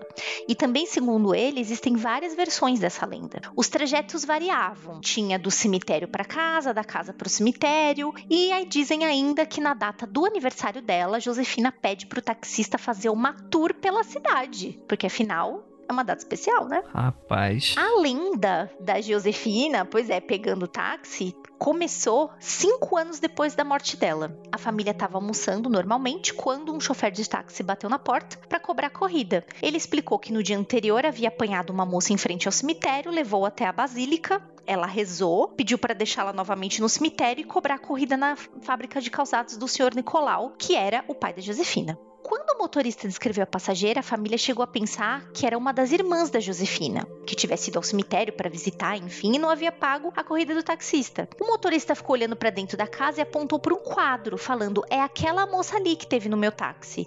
E aí a família ficou em choque, né? E falou para ele que ela já tinha morrido há anos. E outra coisa bastante intrigante ocorreu com a sepultura onde está a Josefina. O pai dela enviou uma foto para a Itália para ser incrustada no mármore. Quando o mármore chegou chegou no Brasil, havia um broche de um carro que na foto original não existia. E quando você vai visitar o túmulo dela hoje lá em Belém, dá pra você ver o brochinho na roupa dela e do carro. Ai, caramba. Mas assim, apesar dessa história aí, a gente contextualizou com Belém e tal, mas é uma lenda muito comum em todas as regiões do Brasil, né? Eu já escutei muitas vezes essas histórias assim de fantasma. Inclusive, eu lembro que naquela época lá, quando deu aquele problema lá com Fukushima, né? Que teve aquela série de terremotos e aí você teve uma série de vazamentos radioativos lá e você tinha velhinhos que se sacrificaram, né? Se tinha alguns serviços ali ainda pra fazer na cidade, né? E uns velhinhos foram pra lá pra fazer esses serviços básicos, porque, tô com um pouco de tempo de vida mesmo, vou lá ajudar o pessoal, né? E aí tinha uns velhinhos taxistas que, vez ou outra, rolava essas histórias aí, que tava aparecendo japa morto pra pegar táxi, tipo assim, pegava e sumia dentro do carro, saca? Isso é recentíssimo, né? Foi o quê? 2010, 2012, sei lá? Então, fica aí, mano. Nunca dê carona, né? Pode ser um fantasma. Ira, você quer contar aí, então, alguma lenda que aconteceu na sua cidade, que você lembre? Tá. Eu vou contar uma que, tipo assim, é lenda baseada em folclore, sabe? A base é um folclore, mas ela acabou virando uma lenda local. Lá em Registro, a minha quebrada lá se chama Vila Nova e é um bairro, assim, muito pobre, assim, uma periferia rural. Porém, é um bairro onde as crianças crescem na rua. E a gente já teve o nosso próprio lobisomem, que não é o mesmo lobisomem que todo mundo tem por aí, não faz parte, apesar de existir o folclore, na vivência da Vila Nova não tem nada a ver com isso. E a gente teve o Lobisnova. É uma história que eu já devo ter contado algum programa aqui, MFC, não lembro qual. E eu não lembro como surgiu, mas de repente, assim, numa semana, tava todo mundo no bairro comentando que existia um lobisomem típico dali. Mas não era um lobisomem tipo um homem meio lobo, assim, não. Era muito mais um Frankenstein de bicho que acabaram dando o nome de Lobisnova. Era tipo, sabe, cabeça de urso, pé de porco, sabe? Uma fantasia gigantesca, um megazord de bichos. E teve investigação na cidade, teve reportagem da Globo e tudo mais, saiu no Fantástico, uma coisa loucura. E da mesma forma que numa semana apareceu, aí essa história rolou, tipo, essa lenda urbana rolou por uns 7, 8 meses e depois morreu. E hoje só as pessoas se lembram daquela história do tipo, nossa, lembra quando aconteceu a história aqui, sabe? Todo mundo tem ciência que é mentira, mas assim, na época foi uma lenda urbana que convenceu muita gente de que tinha algo esquisito lá. Rapaz, essas lendas são muito legais, né? Tipo, mas assim, apesar dos apesares, ela tem algumas coisas parecidas com a lenda normal do lobisomem, por exemplo, né? O lobisomem brasileiro, os mitos mais originais e mais comuns, ele tem cabeça de porco, né? Ele não é meio lobo, né? Como a gente vê aí na cultura pop estadunidense e europeia. Sim. Aí, por exemplo, o lobisomem aqui do Jardim Redentor, né? Como comentei anteriormente, acho que eu já contei em algum podcast muito antigo. Ele era o tio de um amigo meu, Andrew. Eita! Ele um amigo meu mesmo, de juventude e tal, amigo meu até hoje. Então, o tio dele era o lobisomem, não era um lobisomem, era o próprio tio dele, que nas noites de lua cheia ele subia nos morros aqui próximos e tal, nas florestas que tem no morro, e se escutava o ruivo, e ele se prendia em algum lugar nas árvores, e a mãe do Andrew falava assim pra gente, não, realmente o meu irmão tinha alguns problemas aí e tal, né, noite de lua cheia, a minha mãe já chegou a levar ele, e não sei o que, e a avó dele e a bisavó dele falavam, não, meu filho, meu neto tinha isso mesmo, e tal, a gente, caraca, eu escutava isso até meus 12, 13 anos, a última vez que eu escutei da própria bisavó dele falando isso, eu falei, cacete, ele morreu, ironicamente, ele acabou sendo morto, se eu não me engano, ele morreu de tiro. Bala de prata, certeza. Pois é. Essa é a ironia, ele morreu de tiro, parece que ele teve um confronto com, ele tava devendo alguma coisa, supostamente essa era a história, ele tava devendo alguma coisa, se envolveu com que não deveria, e ele tomou tiro, aí foi internado, saiu, aí tomou mais tiro, foi internado, saiu, e na terceira vez mataram ele. Isso, mano. Rapaz. Aí tu fala, porra, a lenda era do lobisomem, a lenda era que o cara era lobisomem, e o cara teve que ser baleado em várias vezes, em 3 situações diferentes pra morrer na terceira. Aí, tipo, alguém deve ter falado, o cara é lobo, fizeram bala de prata e mataram ele. Porra, eu não cheguei a ver, eu não lembro desse tio dele, porque eu era muito novo, mas era bem real, assim, no nosso bairro, essa história. E o que mais tinha aqui de assustador, além do... Aqui sempre teve muita casa abandonada. Sempre tem uma casa ou outra que é abandonada. E quando a gente é novo, cara, o jovem, na década de 90, a gente gostava muito de invadir casas abandonadas. Era bem divertido. E a gente sempre achava que tinha vulto, fantasma na casa. Aquelas casas bem com vidro quebrado, porta arrombada. E sempre tem barulho solto na casa. Então a gente criava nos nossos grupos, os vizinhos comentavam, os adultos corroboravam que não era pra ir naquela casa ali porque tinha morrido um velho, que morreu uma senhora, que morreu um bebê. Aí que a gente invadia a casa mesmo, cara. Então a gente tinha a mania de andar pelos bairros, pelas ruas vizinhas aqui do quarteirão, em volta pra olhar dentro das casas, olhar por cima do muro, pular no quintal das casas, roubar uma goiaba quando tinha árvore no quintal. É bem legal e é amedrontador ao mesmo tempo. Fica aí o alerta aí. Cuidado com o Belfort Roxo, que o pessoal vai de casa mesmo, não respeita nem quem morreu. A casa está abandonada, com vidro, cara, aquela ali lá do Giuliani em Nova York, se eu não me engano. Quebrou um vidro, ninguém mexeu, filho, tudo é quebrado. A gente não quebrava, a casa já estava quebrada. Então, se não tem ninguém, é terreno baldio. Terreno baldio a gente é a criança, o jovem adolescente invade pra brincar. Olha aí, fica aí o alerta. Hoje em dia o jovem adolescente entra pra fazer outras coisas, mas a gente entrava só pra investigar mesmo. A gente era investigadores ali, a gente fingia que era Tartaruga Ninja, e adivinha qual Tartaruga Ninja eu era? Exato, o Rafael. Então, vambora. Cara, eu me perdi completamente do que tá acontecendo. Eu não sei porque que ainda não encerrei esse podcast. Só faltou uma coisa. Você falar, eu era Tartaruga Ninja Rafael e essa Tartaruga Ninja faz live todos os dias. Tartaruga Ninja faz live lá no canal da Twitch, Jaca Freak. Vão lá. Segunda, quartas e sábados ou sextas, eu não lembro, 6:30 da tarde. Podem ir lá que é sucesso. O mais engraçado é que eu tava assim ouvindo o Rafael e eu tava acompanhando o raciocínio, eu tava concordando. Aí de repente deu uma distorção, aí eu falei comigo mesma, será que eu tô viajando ou não tô entendendo mais nada? É, você acabou de presenciar a fuga de realidade de Rafael Jacaúna, é isso aí. Deu um swap de dimensão. Caraca, Rafa. Não, que cara, superpoder, hein, Rafa? Eu tava falando que a gente, ao invadir as casas pra investigar se tinha fantasma, se tinha não, se pra roubar a goiaba e tal, que eram casas... Se tinha não? Que tinha ou não. Que tinha ou não fantasma e coisa do tipo, a gente, né, o jovem, né, não tinha videogame, não tinha celular, a gente tinha que fantasiar quem eram os nossos personagens nessas empreitadas. E geralmente eram eu e mais 3 amigos. Então nós éramos as Tartaruga Ninjas, entendeu? Pra dar coragem de fazer lá, o que é mais legal do que a Tartaruga Ninja adolescente. Então eu não ia como o Rafael Jacaúna invadir casa, eu tinha medo. Mas o Rafael da Tartaruga Ninja tinha coragem, a gente ia. O personagem. Às vezes eu acho que eu nunca saí dele. Minha vida virou um desenho. Fica aí, amigo. Caraca, Andrei, encerra esse programa logo. Vamos lá, gente. Gostaria de agradecer muitíssimo a todo mundo que ficou até aqui, a você, a galera da transmissão, um beijo pra vocês. Gostaria de agradecer também essa mesa maravilhosa, Rafael Jacaúna e Juliana Podulaco. Vai, faz o seu jabá logo, Rafael. Como é que você já fez pra caralho? Valeu, galera.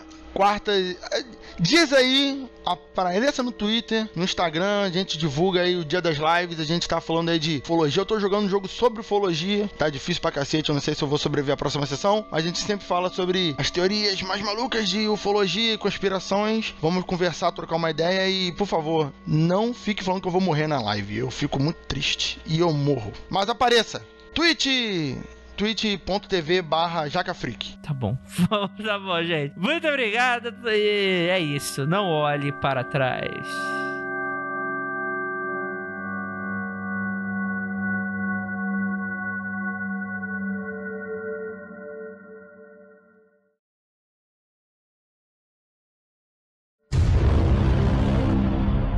Já tá gravando. Beleza. Então, aproveitando que já estamos todos gravando, vamos aproveitar pra dar um esporro ao vivo no Rafael pra ir pros extras? Ou o seu animal de teta? O que eu fiz agora? Quando eu marcar a porra de uma gravação, você chega uns 5 minutos antes. Aí vai dar bom. Porque se eu marco com os ouvintes lá esperando. Se dá 2 minutos de atraso, já tem ouvinte saindo. Então vamos pontualidade aqui, hein? Ah, tá certo, tá errado não. Você está correto. Eu estava lá na live. Quando eu olhei a live, eu tava fudidão lá no personagem do jogo. Aí eu falei, caralho, tem que sair agora. Só que se eu saísse agora, eu ia morrer. Mentira, mas é verdade. Caralho, filho da puta só aceitou o esporro só pra fazer propaganda da live. Olha que rombildo. Andrei, você não abre oportunidade pra fazer propaganda na live. Então tem que fazer, não, tá de oportunidade aqui e faz sua propaganda, entendeu? Tá bom, nos extras, vamos lá. Qual é a tua live? Onde é que o Mandou pessoal te muito acha? bem, Rafa. High five pra você. Ah, a publicitária gostou, né? twitch.tv/jacafreak, mesmo endereço do meu Twitter, você chega lá na Twitch e vai me ver segunda, quartas e sábados, 6h30 da tarde. Mas é o mesmo Twitter que você apagou porque deu ruim ou porque... Não, rapaz, eu fiz agora, fiz esse ano, o Twitter é do ano passado, a Twitch, eu criei a conta em janeiro. Entendi. Tem menos aí de 2 meses de live de Entendi. Twitch. A Twitch é a mulher do Rafa. Twitter? Não, Twitter é aquele do passarinho azul e a Twitch é aquele que você assiste live. São coisas diferentes. Eu acho engraçado, André, que tem uns ouvintes que falam, pô, cara, eu tô lá no Twitter e você não faz live no Twitter, eu não entendo. Olha aí, ó, realmente aí vai ficar difícil, né? Não, é que o pior é que até, sei lá, novembro do ano passado, eu não conhecia a Twitch. Eu conheci a Twitch com a final de novembro para dezembro. Então, muita gente aqui do círculo de podcast e tal, já fazem lives e outros tantos ouvintes, principalmente, nem conhece da existência disso, entendeu? Então, às vezes eu fico instruindo a galera a baixar o aplicativo, fazer a conta lá se for assistir pelo celular, se for assistir no computador, qual é o link. Então trabalhinho devagarzinho, mas o pessoal vai e tá crescendo. Toda live tem um pessoalzinho a mais, a gente conversa sobre ufologia, o pessoal brinca, fala de demônio, a gente você tá fala abrindo das uma coisas do concorrência do podcast. Mundo Freak então, entendi. Se a gente aqui estivesse jogando num time quando gravava esse podcast, seria concorrência, mas não é. Entendi. Então tá bom, dessa vez passa, hein? Gente. Eu só queria dizer que enquanto vocês estão brigando, está tendo uma rinha de padre na TL, tá? Do Twitter. Oi? Pois Rinha é. de Pois padre? é, rinha de padre. Caralho, o tomara que Fábio seja Padre o de Fábio- Mello. Sério, ele? Olha. Ele voltou pro Twitter, aí um outro padre falou assim, voltou com essas postagens inúteis, e aí tá se você acha inútil, então segue aí, colega. Rinha de padre na TL, gente, vocês estão perdendo. Mas Não o cara que tá reclamando é de boa ou é biruleibe? Não, é um outro padre, então, não sei, parece Entendi. um padre, não é da linha do Fábio de Mello mais progressista, é mais conservadorzão, assim. Não sei, gente, não entende padre, gente, não é minha egrégora. Mas tá tendo rinha de padre na TL. Olha aí, Caso eu alguém tá queira torcendo pra acompanhar. alguém dar uma surra no... Deixa pra lá. Vamos começar aqui a gravação?